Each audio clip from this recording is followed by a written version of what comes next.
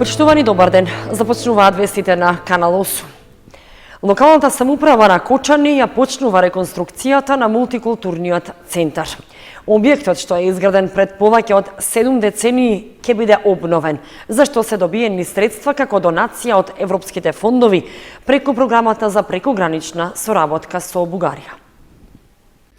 Период од 2 години е предвиден за целосна реконструкција и завршување на обновувањето на внатрешност и надворешноста на објектот на мултикултурниот центар во Кочани. Старото кино, како што е познат меѓу постарите жители, ќе добие сосема нов лик, зашто општината обезбеди средства од прекограничната соработка со соседна Бугарија, но и пари од државните фондови како и од општинскиот буџет. Градежните работи ќе почнат наскоро, откако во текот на денот беше направено воведување на фирмата Анол Импекс од Скопје, која е изведувач во работите што ќе треба да се реализираат. Можам да кажам дека костурот ќе остане само од овој објект, фигуративно кажано, у смисла, бидејќи потребно е најнапред да се отстрани влагата, овој објект има доста влага, значи треба да се откопаат комплетно темелите, да се направи пристапна рампа за инвалиди, да се менува комплетно целата фасада во енергетски ефикасна фасада, се менат комплетно џамови врати внатрешни и надворешни, се прави водовод и канализација нова комплетна, санитарните чворови комплетно се менат, се прават 2 сали, бината комплетно се менува, електричното осветлување комплетно, подовите се менат, некои се подови од алуминат, другите се со гранитни плочки, така да мислам дека ќе добие сосема нов изглед, бидејќи пак надворешната фасада, оваа позадина, ќе биде стаклена целата. Реконструкцијата на мултикултурниот центар е од голема важност, со оглед што се работи за објект со културно, но и своевидно историско значење за граѓаните на Кочани. Ова ќе биде еден објект кој ќе биде наменет за делот од културата, планирани се повеќе институции да бидат внесени, повеќе здруженија, се со цел на вистина да граѓаните ќе добијат еден објект каде што ќе може да бидат сместени повеќе невладини и други институции кои ќе бидат од интерес само на граѓаните на општина Кочани. Значи, ова е еден од низата проекти со кои што излегуваме и јасно покажуваме нашата недвосмислена определба дека работиме само во интерес на граѓаните на општина Кочани. Во реализацијата на проектот за реконструкција на мултикултурниот центар, водечки партнер е Центарот за развој на Источниот плански регион заедно со општината Гоце Делчев од Република Бугарија, која се јавува како втор проектен партнер. Средствата што ќе ги има на располагање Центарот за развој на Источниот плански регион се во висина од 315.000 евра, од кои општина Кочани ќе учествува со 65.000 евра. По обезбедувањето на потребните над 420.000 евра, општина Кочани ја почнува изградбата и асфалтирањето на патот од Оризари до локалитетот Добра вода. Дел од парите се добиени од државната платежна агенција, а остатокот е кофинансирање на општина Кочани. Со воведувањето во градежните работи на фирмата изведувач, локалната самоуправа на Кочани ја почнува изградбата на локалниот патен правец од населбата Оризари до туристичкиот локалитет Добра вода, за што обезбедени над 26 милиони денари. Од Агенцијата за финансиска поддршка во земјоделството и руралниот развој добиени се 15 милиони денари, за кои претходно беше поднесена апликација преку Центарот за развој на Источниот плански регион. Остатокот од парите до вкупната вредност на инвестицијата е обезбеден со кофинансирање од општинскиот буџет, за што претходно согласност даде и Советот на општината. Карактеристиките на патот се да се подобри условите за развој на руралните средини, во овој случај на селото Оризарик и на самата општина Кочани. Средствата се добиени преку програмата за финансиска поддршка на руралниот развој за 2018 година, како изведувач се појавува фирмата Бетон од Скопје, која што во наредниот период треба да го спроведе градежните работи и да добиеме нов современ пат до туристичкото место Бела вода. Изградбата на патот е од голема важност за жителите на Оризари, но и за целиот регион, зашто од општината е истакнаа дека тоа ќе помогне во унапредувањето на условите за развој на туризмот. Ние како локална самоуправа посебно даваме важност на развојот на на селата, на сите населени места и дека на вистина разговараме за равномерен регионален развој, односно развој каде што подеднакво ќе инвестираме во инфраструктурата како во градот, така и во сите населени места и сите граѓани да подеднакво ги почувствуваат благодетите од ова што го градиме и правиме во моментот. Ова политика ќе продолжи во наредниот период и дека во следниот период ќе бидете сведоци на отпочнување на уште неколку патни правци кои се од особено значење за граѓаните на цела општина Кочани. Патот од Оризари до Добра вода е со должина од 2,5 километри и широчина од 3,5 метри.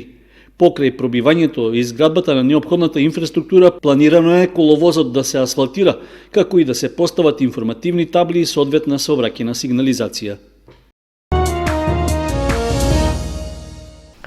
Во Основното училиште Свети Кирил и Методи се одржа четвртата сесија од проектниот форум со граѓаните во рамките на програмата за подобрување на работата на Општинскиот совет.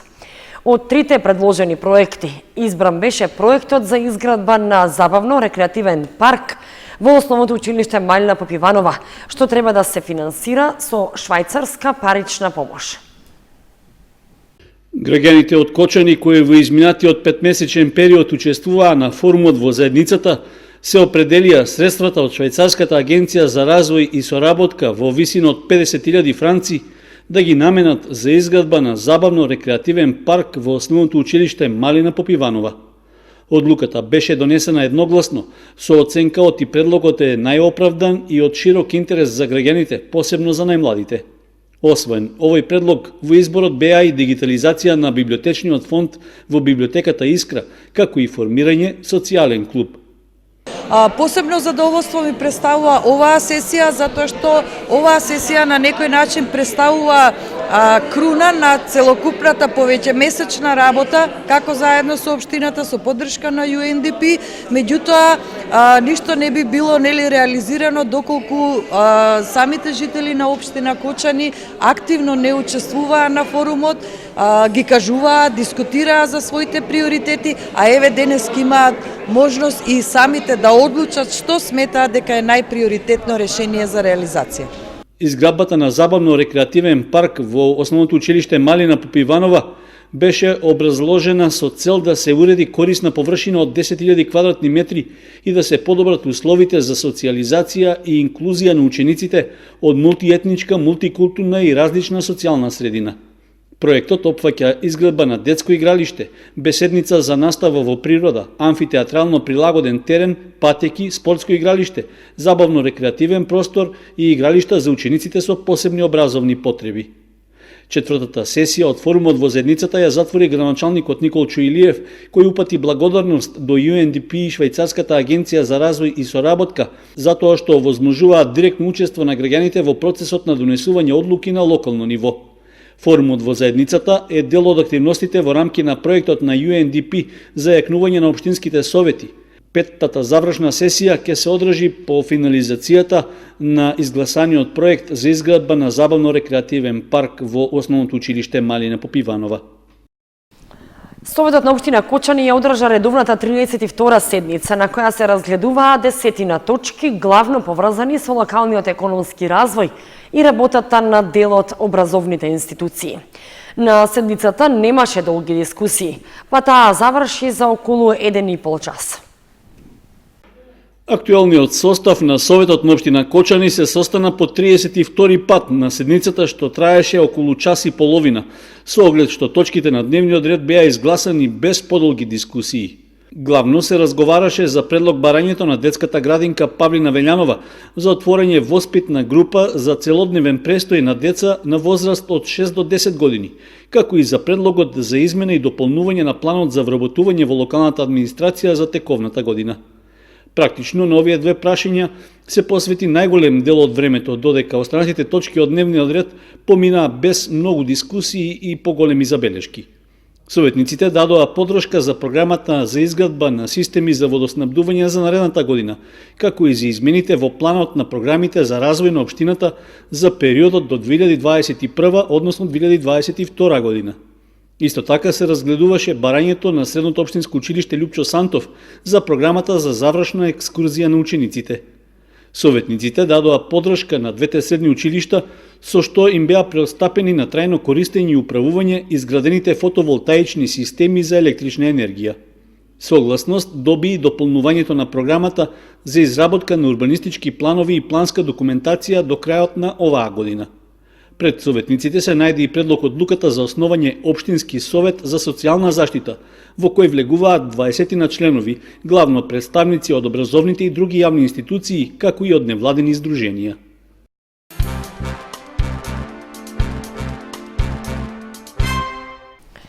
Голем број реализирани проекти и проекти кои се во фаза на реализација. Градоначалникот на општина Зрновци Блаже Станков со отчет за сработеното во изминатите 2 години. Отчет за сработеното во изминативе 2 години даде градоначалникот на општина Зрновци Блаже Станков. Преку реализација на голем број проекти, решени се децениски проблеми на жителите на Зрновци, Мородвис и Видовиште, а ќе се работи и на други проекти. Истакна во отчетот првиот човек на општината Зрновци. И во изминатите 2 години покажавме дека успесите се достижни. Понекогаш за нив требаше многу труд и време, но кога се работи, се постигнуваат резултати. Понудената изборна програма за период 2017-2021 година се базираше на позитивните искуства, стекнати во изминатите 2 мандата, континуитетот и стратешките цели на општината кои се во насока на развој и просперитет. Преку реализација на голем број на проекти, намаливме и решивме трајно нашите долгогодишни проблеми и со тоа дадовме придонес да биде општината подобро и поубаво место за живење. Сите реализирани проекти се со позитивни ефекти, нови локални остварувања кои овозможија перспектива на граѓаните на општина Зрновци. Ние и во изминатите 2 години при своето действување ги користевме професионалните стандарди, честноста, посветеноста, многу работа и многу труд. Реализирани проекти и проекти кои се во тек на реализација се до завршување, опремување на детската градинка Бисерчиња во село Зрновци, ДНС-та работи, офатени се околу 55 дечиња.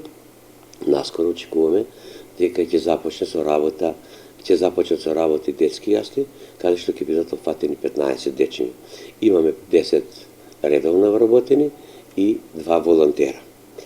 Понатаму имавме до завршување и пуштање во употреба на мостот на реката Брегалница, проширување на еден од мостовите на реката Зрновка, поставување на пешачки мост на реката Зрновка, асфалтирање на крак од улица Маршал Тито, која се протега покрај течението на реката Зрновка, асфалтирање на улица Стоимен Анđелов во село Видовиште, асфалтирање на крак од улица Филеристов спој со Винички пат во село Зрновци, проширување и изградба на пешачка патека и бетонирање на земјина вада на улица Линденска на врезот на село Зрновци, асфалтирање на улица Трифон Вангелов во село Мородвис, проширување и преасфалтирање на локалниот пат Видовиште Мородвис.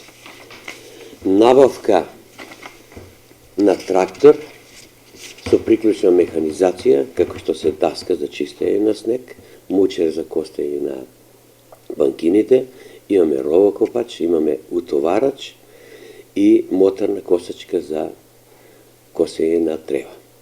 Изработка на техничка документација за проектите локален пат Зрновци до место викано Подлески и проширување и изградба на тротоар на улица Илинденска и улица Генерал Апостолски. Во финална фаза изработка на урбанистички планови за сите 3 населени места. Во тек на изградба имаме неколку проекти. Тоа е целосна реконструкција на културниот дом во село Видовиште, изградба на етно куќа во село Зрновци, сместена во етнопаркот во село Зрновци и изградба на крак од улица Тодор Арсов. Со оглед на тоа што општината Зрновци имаме аплицирано на повеќе повици, јас очекувам дека во наредниот период ќе бидат реализирани уште поголем број на проекти. Меѓутоа, исто така можем да кажам дека сме спремни во секој поглед да аплицираме, бидејќи поседуваме голем број на техничка документација. Неспоменати во отчетот се и завршените проекти поставување на фотоволтаични соларни централи во градинката во Зрновци, општинската зграда и спортската сала и поставен споменик во чест на паднатите борци во време на Народно-ослободителната војна во паркот во Мородвис. Станков истакна дека и понатаму, како и досега, ќе се залага да се реализираат и други значајни проекти за оваа општина. Во Кочани се одржа работилница за достапноста до услугите за подршка на жените и девојки ромки кои преживеале насилство. Носител на проектот е Националниот ромски центар од Куманово, а освен во нашата, тој се спроведува уште во 5 други општини во државата. Граѓанското здружение Национален ромски центар од Куманово е носител на проектот Јас можам, со кој се реализира истражување за достапноста и пристапот до услугите за жените и девојки од ромска етничка припадност кои преживеале насилство. Во проектот се опфатени 6 општини, меѓу кои и Кочани, а како дел од активностите кај нас се одржа и работилница на оваа тема. Реализацијата на проектот е со поддршка од Европската Унија, а во соработка со Организацијата на жените од Обединетите нации UN Women. Во рамки на овој проект беше спроведено едно истражување во сите 6 општини во кои што работи организацијата. Истражувањето се спроведе освен во Кочани, во Куманово, Кичево, Велес, Прилеп и Штип. Се дојде до податоци кои што ни опишуваат состојбата, но на некој начин и генерализираат, затоа што сепак сме соочени дека немаме официјални многу статистички податоци, дека многу малку се пријавува насилството и токму овој денешен настан е на некој начин да поттикнеме повеќе препораки за да се обезбеди поголема покриеност и подобра превентива и заштита на жените на локално ниво во сите овие општини и подобар пристап до услугите на локално ниво. Според податоците од истражувањето со проектот, дојдено е до сознание дека жените и девојки ромки не го пријавуваат насилството од различни причини. Главно тоа зависи од социјално-економскиот статус, како и од образовното ниво, јазичната бариера, но и слабата верба и истраденост постапките да се завршат до крај. Добиените податоци од проектот ќе бидат доставени до надлежните државни и локални институции кои се креатори на политики за заштита на правата на граѓаните. Националниот ромски центар ќе се залага сервисите за граѓаните да бидат што подостапни за сите, при што ќе се нуди еднаков и квалитетен пристап. Концерт на дела од класични автори во Кочани одржа дувачкиот квинтет на музичка младина на Македонија.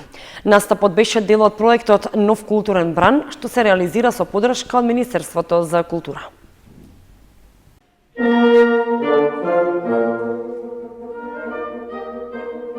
Прекрасно музичко уживање за љубителите на класичната музика приреди квинтетот на музичка младина на Македонија со концертот што го одржа во Центарот за култура Бели Мугри. Составот кој вообичаено изведува музика од различни стилови, пред кочанската публика се представи со дела од класични автори. При тоа беа исполнети препознатливи звуци од Моцарт, Хиндемит, Ибер и Бизе. Програмата менуваме. Оваа година настапивме во културно-информативниот центар Салон 1919 во Скопје, во Давот Пашинамам. Заедно со Нонетот при музичка младина настапивме и во Софија, повторно во Скопје и по овој концерт ни следува уште еден во Куманово. Каевски истакнува дека е задоволна што е дел од квинтетот на музичка младина, затоа што тој ја овозможува напредок во кариерата. Да се музицира и да се дружи со прекрасни музичари со кои што јас имам чест да настапувам е супер и искуство и се надевам дека уште долго ќе продолжиме да се видиме заедно. Настапот на младите музичари од дувачкиот квинтет на музичка младина беше проследен со долготрајни аплаузи од присутните во фојето на Центарот за култура Бели Мугри, што само говори дека ваквите културни настани им се потребни на граѓаните на Кочани.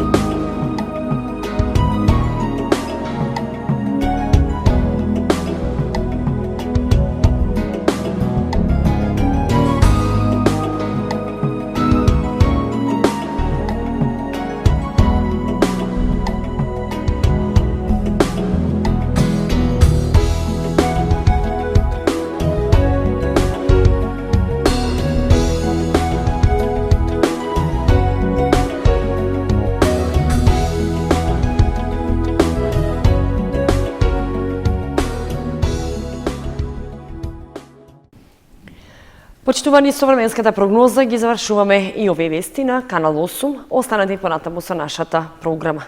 Довидување.